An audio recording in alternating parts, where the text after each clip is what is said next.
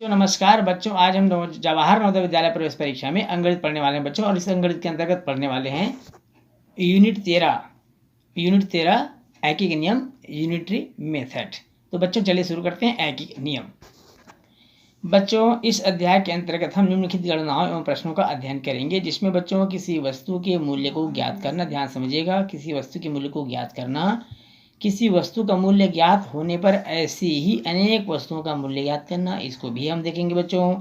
और हम यह भी देखेंगे कि कार्य समय से संबंधित प्रश्नों को कैसे हल किया जाता है, ऐकिक नियम से संबंधित प्रश्न और संक्रियाओं को हल करना भी सीखेंगे बच्चों। ऐकिक नियम शीर्षक अध्याय गणितीय अध्ययन का एक मूलभूत पाठ है। इससे संबंधित अवधारणा पर लाभ हानि, ध्यान समझेंगे बच्चों, लाभ हानि, प्रतिशत संबंधी प्रश्नों, साधारण ब्याज, समय और दूरी,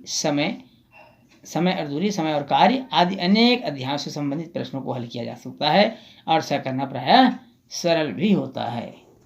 ऐकिक नियम एक ऐसी गणितीय संक्रिया है जिसमें एक वस्तु का मूल्य ज्ञात करके अनेक वस्तुओं का मूल्य निकालने की क्रिया की जाती है। किसी वस्तु के मूल्य को ज्ञात करने के लिए हम निम्न सूत्र का प्रयोग करेंगे बच्चों। वो सूत्र है एक वस्तु का मूल्य बराबर दी गई वस्तुओं का मूल्य बटे वस्तुओं की संख्या, दी गई वस्तुओं का मूल्य बटे वस्तुओं की संख्या, तथा दी गई वस्तुओं का मूल्य अगर हमको मालूम करना हो तो एक वस्तु का मूल्य गुणित वस्तुओं की संख्या करके हम दी गई वस्तु का मूल्य भी मालूम कर सकते हैं।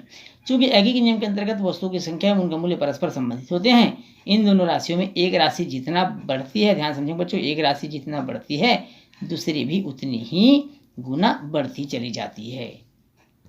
ऐकिक नियम के आधार पर प्रश्नों को हल करना, जिस पद का उत्तर निकालना हो उसे सदैव दाहिनी ओर रखते हैं बच्चों, दाईं ओर लिखते हैं, दाहिनी ओर रखा जाता है। दाहिनी ओर का मान कभी भी हर में नहीं लिखा जाता, ध्यान रखना बच्चों, दाहिनी ओर का मान कभी भी हर में नहीं लिखा जाता है। यदि एक का मान निकालने का मान कम आता है, दाईं ओर के पद को बाईं ओर के पद से गुणा किया जाता है। यदि एक का मान निकालने पर मान अधिक आता है तो दाईं ओर के पद को बाईं ओर के पद से भाग दिया जाता है। कार्य समय से संबंधित प्रश्न, कार्य समय से संबंधित प्रश्नों में ऐकिक नियम का प्रयोग करके हल कर सकते हैं बच्चों। जैसे उदाहरण के तौर पर एक इसी कार्य को 10 दिनों में करता है तो 6 दिन में वह कितना कार्य कर लेगा, ऐसा मान लीजिए प्रश्न आता है, तो हम उसको ऐकिक नियम से कैसे हल करेंगे, ध्यान समझेंगे बच्चों। यहाँ पर सबसे पहले हम 1 दिन का कार्य ज्ञात करेंगे और उसके बाद हम 6 दिन का कार्य ज्ञात कर लेंगे। चूंकि एक का 1 दिन का कार्य बराबर 1/10, अर्थात एक का 6 दिन कार्य बराबर हो जाएगा 6 × 1/10 बराबर 3/5 भाग। इसी प्रकार एक और उदाहरण देखते हैं। 3 आदमी किसी काम को 20 दिन में कर सकते हैं तो 12 आदमी उस काम को कितने दिन में करेंगे। 3 आदमी किसी काम को 20 दिन में कर सकते हैं तो एक आदमी उस काम को कितने दिन में कर लेगा बच्चों, 20 × 3, इसलिए 12 आदमी उस काम करेंगे तो 20 × 3/12 अर्थात 5 दिन में कर लेंगे। एक वस्तु के मूल्य से अनेक वस्तु के मूल्य ज्ञात करने संबंधी कुछ प्रश्न होते हैं बच्चों। जैसे एक वस्तु का मूल्य हमको ज्ञात होने पर उसी मूल्य की अनेक वस्तुओं का मूल्य अगर हमको ऐकिक नियम की सहायता से ज्ञात करना है तो इस प्रक्रिया को हम इस उदाहरण से समझ सकते हैं। 1 दर्जन पेंसिल का मूल्य 9 रुपये है बच्चों, ध्यान समझेंगे। 1 दर्जन पेंसिल का मूल्य 9 रुपये है, 18 पेंसिल का मूल्य क्या होगा, तो 1 दर्जन में कुल 12 पेंसिल होते हैं, आप सबको मालूम बच्चों, 1 दर्जन में 12 होता है संख्या में, तो 12 पेंसिल का मूल्य 9 रुपये है तो एक पेंसिल का मूल्य 9/12 रुपये हो जाएगा। उसी प्रकार 18 पेंसिल का मूल्य, तो 9/12 में 18 गुणा कर देंगे और उसको हल करने से हमको प्राप्त होगा 13.50 रुपये अर्थात 13.5 रुपये।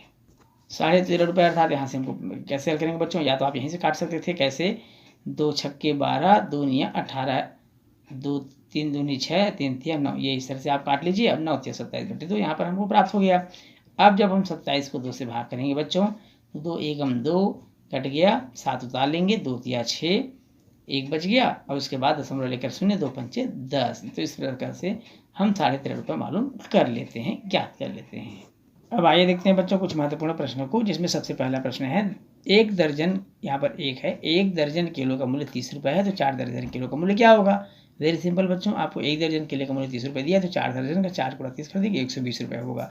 ऑप्शन नंबर 2 इसका बिल्कुल सही आंसर होगा। आपस में 30 और 4 का गुणा कर देना बच्चों, 4 × 20 120 रुपये। दूसरा है यदि एक पेंसिल का मूल्य 1.5 रुपये है, एक पेंसिल का मूल्य 1.50 रुपये है, तो ऐसे ही 45 में कितनी पेंसिलें खरीदी जा सकती है, रुपये 45 में कितनी पेंसिलें खरीदी जा सकती है। तो आपको क्या करना है, 45 में 1.5 का भाग कर देंगे बच्चों, 45/1.5 करेंगे तो हमको प्राप्त हो जाएगा 30। कितना प्राप्त हो जाएगा बच्चों, 30, अर्थात 45 रुपये में 30 पेंसिलें खरीदी जा सकेंगी। यदि 20 टॉफियों का मूल्य 10 रुपये है, 20 टॉफियों का मूल्य 10 रुपये, तो एक टॉफी का मूल्य कितना होगा 20 टॉफियों का मूल्य 10 रुपये, तो एक टॉफी का मूल्य 10/20 अर्थात 1/2 रुपये होगा। तो 17 में कितनी टॉफियाँ खरीदी जाएंगी या कितनी टॉफियाँ आएंगी? तो आप क्या करेंगे बच्चों, 17 को भाग कर देंगे, अर्थात हम इसको ऐसा लिख सकते हैं बच्चों 20/10 गुणित 17, 10 से कम 10, 10 दूनी 20, 17 दूनी 34। तो कितनी टॉफियाँ आएंगी बच्चों? 34 टॉफियाँ आएंगी। ऑप्शन नंबर 2 बिल्कुल इसका सही आंसर होगा, 34 टॉफियाँ। अगला प्रश्न है 7 कुर्सियों का मूल्य 5 मेजों के मूल्य के बराबर है। 7 कुर्सी बराबर 5 मेज का मूल्य। एक कुर्सी का मूल्य 350 है, तो एक मेज का मूल्य बताइए। 7 कुर्सियों का मूल्य 5 मेजों के मूल्य के बराबर है। यदि एक कुर्सी का मूल्य 350 रुपये हो तो एक मेज का मूल्य बताइए। चलिए बच्चों इसको हल करके देखते हैं। यहाँ पर बच्चों यदि एक कुर्सी का मूल्य दिया हुआ है, यहाँ लिखते यदि एक कुर्सी का मूल्य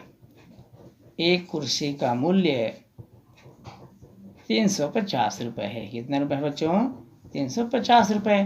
तो 7 कुर्सियों का मूल्य कितना हो जाएगा? 350 गुणित 7 होगा भाई, 350 गुणित 7 अर्थात 7 शून्य 7 पंजे 35, 7 21 21 3 24, 2450 रुपये हो जाएगा। फिर प्रश्न में दिया है 5 मेज के मूल्य के बराबर है, तो 5 मेज, इसलिए 5 मेज का मूल्य हो जाएगा, 5 मेज का मूल्य हो जाएगा बच्चों, 5 मेज का मूल्य बराबर 2450 रुपये ही होगा, क्योंकि 7 कुर्सी के मूल्य 5 मेज के मूल्य के बराबर है। तो ये हो गया 5 मेज का मूल्य 2450 रुपये। तब एक मेज का मूल्य क्या हो जाएगा? एक मेज का मूल्य बराबर हो जाएगा 2450/5। इसे 5 से भाग कर देंगे, 5 24 हो जाएगा, 5 9 45, 5 9 490 रुपये। अब देखते हैं बच्चों 490 रुपये कौन सा ऑप्शन में है, अर्थात ऑप्शन नंबर 2 490 रुपये। कितना होगा बच्चों? 490 रुपये एक मेज का मूल्य हो जाएगा। अगला प्रश्न है बच्चों एक पुस्तक और एक कॉपी का मूल्य 90 रुपये है। एक पुस्तक और एक कॉपी का मूल्य कितना है बच्चों? 90 रुपये है। यदि पुस्तक का मूल्य कॉपी के मूल्य से 8 गुना हो, पुस्तक का मूल्य कॉपी के मूल्य से कितना गुना हो? 8 गुना हो, तो पुस्तक का मूल्य क्या होगा? पुस्तक का मूल्य हमको ज्ञात करना है बच्चों। 4 ऑप्शन दिया है, 80 रुपये, 10 रुपये, 70 रुपये और 45 रुपये। तो चलिए इसको हल करके देखते हैं बच्चों। यहाँ पर दिया है एक पुस्तक मूल्य 8 कॉपियों के मूल्य के बराबर है, तो एक पुस्तक का मूल्य बराबर हो जाएगा, एक पुस्तक का मूल्य बराबर 8 कॉपियों का मूल्य, 8 कॉपियों का मूल्य, ये इसके बराबर है बच्चों। अब एक पुस्तक और एक कॉपी का मूल्य 90 रुपये दिया हुआ है। एक पुस्तक और एक कॉपी का मूल्य, एक पुस्तक और एक कॉपी का मूल्य दिया हुआ है 90 रुपये। कितने रुपये दिया बच्चों? 90 रुपये। तो 8 कॉपी और एक कॉपी का मूल्य भी वही होगा, इसलिए 8 कॉपी और 8 कॉपी और एक कॉपी का मूल्य वही होगा, अर्थात 90 रुपये ही होगा बच्चों। इसलिए एक 8 कॉपी और एक पुस्तक का मूल्य बच्चों, इसलिए एक कॉपी का मूल्य है, एक कॉपी का मूल्य पहले निकाल लेते हैं। एक कॉपी का मूल्य हो जाएगा 90/8 हो जाएगा 9, 90/9 अर्थात 10 रुपये हो जाएगा। कितना हो जाएगा? 10 रुपये। तब एक पुस्तक का मूल्य कितना होगा? तब एक पुस्तक का मूल्य, तब हमको एक पुस्तक का मूल्य मालूम करना है, तो एक पुस्तक का मूल्य हो जाएगा 90 में 10 घटा दीजिए बच्चों, तो हमको मिल जाएगा 80 रुपये। कितने रुपये मिल जाएगा? 80 रुपये। देखते हैं कौन सा ऑप्शन में है, 80 रुपये, अर्थात ऑप्शन नंबर 1 इसका बिल्कुल सही आंसर होगा, 80 रुपये। अगला प्रश्न है बच्चों एक बर्तन 2/3 भरा हुआ है। एक बर्तन कितना भरा हुआ है? 2/3 भरा हुआ है। यदि बर्तन को पूरा भरने के लिए 50 लीटर और चाहिए, ध्यान समझेंगे बच्चों, बर्तन को पूरा भरने के लिए 50 लीटर और चाहिए, तो बर्तन की क्षमता क्या होगी? बर्तन की धारता क्या होगी? या यूँ कहें कि बर्तन में कितना पानी आ सकता है? 4 ऑप्शन दिया है, 100 लीटर, 120 लीटर, 150 लीटर और 90 लीटर। चलिए बच्चों इसको करके देखते हैं। बच्चों यहाँ सबसे पहले हमको मालूम करना है बर्तन का खाली भाग, बर्तन का खाली भाग हमको मालूम कर लेना है। बर्तन का खाली भाग कितना भाग शेष है ये हमको पहले मालूम कर लेना है। पूरे बर्तन को एक भाग मान लिया और 2/3 आपका भरा हुआ है, तो 1/2/3 अर्थात 3 एकम 3 में 2 घटा देंगे, तो 1/3 भाग बर्तन का खाली है। अब इस 1/3 भाग में जो पानी आता है वो 50 है, क्योंकि 50 लीटर और पानी डाला जाता है, ऐसा प्रश्न में बोल रहा है। यदि 1/3 भाग में आता है, 1/3 भाग में आता है बराबर कितना लीटर बच्चों? 50 लीटर। कितना लीटर आता है? 50 लीटर। प्रश्न में दिया हुआ 50 लीटर और पानी डाला जाता है, इसलिए एक भाग में आएगा, एक भाग में आएगा या आता है, एक भाग में आता है बराबर 50 भागित 1/3, अर्थात इसको भाग को गुणा करेंगे, ये संख्या उल्टा हो जाएगा, 3/1। 50 दिया होता है 150 रुपये, 150 लीटर, सॉरी 150 लीटर। अर्थात उस बर्तन की धारिता है कि उसके बर्तन की कैपेसिटी है 150 लीटर। कितना बच्चों? 150 लीटर। चलिए देखते हैं कौन सा ऑप्शन है। अर्थात ऑप्शन नंबर 3 इसका बिल्कुल सही आंसर है 150 लीटर। अर्थात बर्तन की क्षमता होगी 150 लीटर की। अगला प्रश्न है बच्चों, 3 पेन और 5 पेंसिलों का मूल्य 14 रुपये है, तो 12 पेन और 20 पेंसिल का मूल्य हमको बताना है। तो यहाँ पर देखेंगे बच्चों 12 पेन और 20 पेंसिल, 12 पेन और 20 पेंसिल का मूल्य अगर हमको मालूम करना तो इसका आंसर होगा 56 रुपये, अर्थात ऑप्शन नंबर 2। 70 संतरों के एक डिब्बे का खरीद मूल्य है 59 रुपये 50 पैसे, तो 50 संतरों का खरीद मूल्य क्या होगा? 70 का दिया है 59 रुपये 50 पैसे, अर्थात 50 संतरों का मूल्य हमको मालूम करना होगा। 59-50 को दशमलव हटा लेंगे बच्चों, 59-50/70 इसको हल करेंगे तो ये हमको मिल जाएगा 42 रुपये 50 पैसे, अर्थात ऑप्शन नंबर इसका बिल्कुल सही आंसर होगा। अगला प्रश्न है, 7 कुर्सियों का मूल्य 2 मेजों के मूल्य के बराबर है, यदि एक मेज का मूल्य 1050 है तो कुर्सी का मूल्य क्या होगा? इसके पहले हमने इस प्रश्न को, इस तरह के प्रश्न को हल किया बच्चों। एक मेज का मूल्य, सबसे पहले एक मेज का मूल्य 1050 रुपये दिया हुआ है प्रश्न में, तो 2 मेज का मूल्य कितना हो जाएगा? 2 का गुणा कर देंगे 1050 में, अर्थात 2100 रुपये हो जाएगा। 2 मेज का मूल्य कितना हो जाएगा? 2100 रुपये हो जाएगा। अब चूंकि 2 मेज के मूल्य 7 कुर्सी के मूल्य के बराबर है, तो एक कुर्सी का मूल्य कितना हो जाएगा? 2100 को आप 7 से भाग कर देंगे बच्चों, तो 7 21 300 रुपये है जो ऑप्शन नंबर 3 में दिया हुआ है। 60 संतरों का मूल्य, 7 संतरों की एक पेटी का मूल्य है 54 रुपये। 60 संतरों की एक पेटी का मूल्य 54 रुपये, तो 54 संतरों का मूल्य क्या होगा? ऐसा प्रश्न में पूछ रहा है।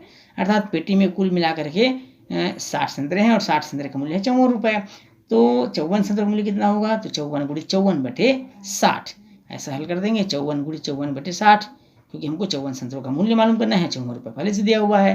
अब इसको हल करने से हमको प्राप्त हो जाएगा इसका सही आंसर, और इसका सही आंसर क्या होगा बच्चों? 48 रुपये 60 पैसे, अर्थात ऑप्शन नंबर 2। अगला प्रश्न है बच्चों, अगला प्रश्न में 60 संतरों का एक पेटी का मूल्य हमने 54 रुपये पढ़ लिया है, 54 संतरों का मूल्य क्या होगा? तो समझ गए होंगे 54 × 54/60 करके इसको हमने हल कर लिया है। तो इस तरह से बच्चों आपने देखा इस भाग में कुल मिलाकर 10 प्रश्नों को हमने हल किया और इसके नियमों को भी पढ़ा, निश्चित रूप से आपको समझ में आया होगा। तो बच्चों इस प्रश्न के साथ ही आज की क्लास यहीं समाप्त करते हैं। बच्चों यदि वीडियो अच्छा लगे तो वीडियो को लाइक और शेयर करिएगा, चैनल में दिए नए हैं तो चैनल को सब्सक्राइब करना बिल्कुल नहीं भूलिएगा। तो आपसे फिर मुलाकात होगी बच्चों अगले क्लास में, तब तक के लिए नमस्कार।